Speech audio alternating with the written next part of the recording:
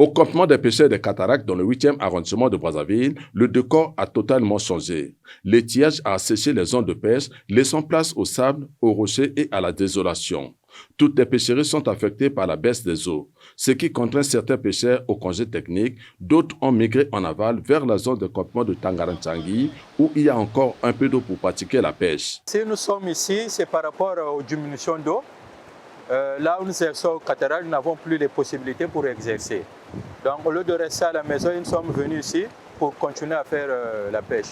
Mandjono, une île rocheuse située entre la rive droite du fleuve et l'île du Diable. C'est ici que les pêcheurs venus des Cataractes ont installé temporairement leur campement à ciel ouvert pour assurer la continuité de la pêche. Dans cette île aux réalités singulières, les pêcheurs pratiquent une pêche atypique et risquée. C'est la pêche à la plongée dans les eaux tumultueuses du fleuve Congo, agitées par le fort courant des Cataractes. Nous prenons tellement de risques tels que vous avez vu. Bon, on ne peut rien faire parce qu'on ne peut que pratiquer ce genre de pêche à ce genre de niveau. Et par rapport au courant d'eau, on ne peut jamais avoir de pirogue. Donc on peut que se plonger dans l'eau pour faire ce genre d'activité de pêche. Même dans ce nouveau site, la pêche n'est pas aussi fructueuse, car les pêcheurs plongent et ressortent le plus souvent bredouilles.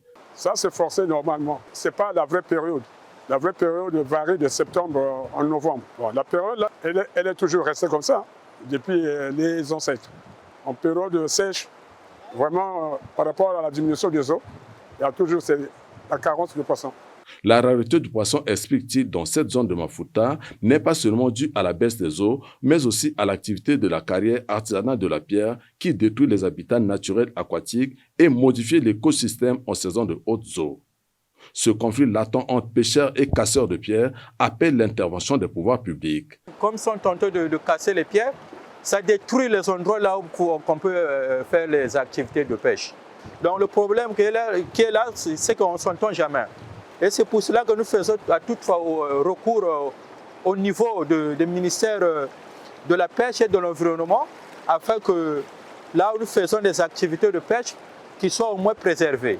Pêche et extraction de pierre sont toutes deux les activités de l'économie bleue, mais pas de l'économie bleue durable, car sans le respect de l'environnement ni protection des pêcheurs plongeurs, on ne peut prétendre à une économie bleue durable.